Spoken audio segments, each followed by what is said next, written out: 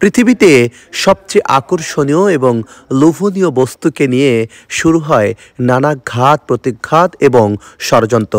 ঠিক তেমনি পৃথিবীর সর্বশ্রেষ্ঠ ধর্ম ইসলাম নিয়ে নানা রকমের কটূক্তি আর হিংসা প্রতিহিংসা ষড়যন্ত্র যেন লেগেই থাকে। গেল কিছুদিন আগেই বিশ্ব ইজতেমা ময়দানে তবলিগ জামাতের দুই গ্রুপের সাথে নানা ধরনের সংঘর্ষ বাকবিতণ্ডিতা হয়েছে একের পর এক।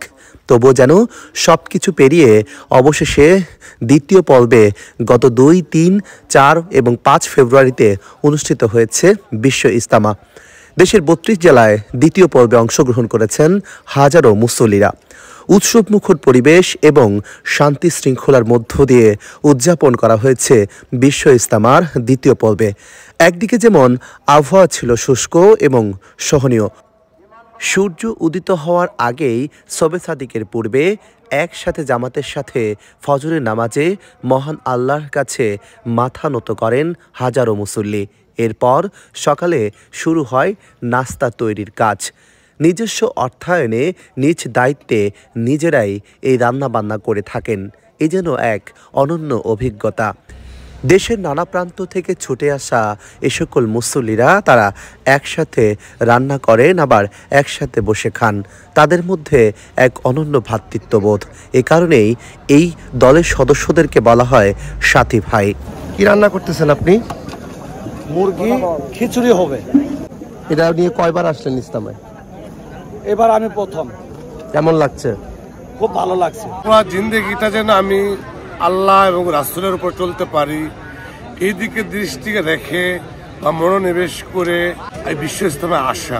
আল্লাহ যেন সমস্ত উম্মতের মুহাম্মাদের মাঝে যে ফাটলটা আছে এই ফাটলটা যেন মিলাই দেয় এবং আমরা সকলে যেন একত্রভাবে আবার সেই আগের মতন তাবলীগ করতে পারি ইনশাআল্লাহ। আমার তো সবাই এটাই যে আল্লাহ পাক তামাম দুনিয়া হেদায়েত কাম করে দিক।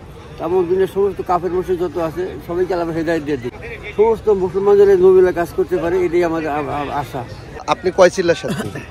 আমি 3 চিল্লার সাথে। 3 চিল্লা, মারহাবা। আসলে আমার দিলের যে ইচ্ছা যে আমাদের এই দেশের মানুষ, তামাম দুনিয়ার মানুষ সবাই যেন হেদায়েত প্রাপ্ত হয়ে যায়। আমার দুপুর 12টায় মহান আল্লাহ তাআলার কাছে দুহাত তুলে প্রার্থনা করেন হাজার হাজার মুসল্লিরা।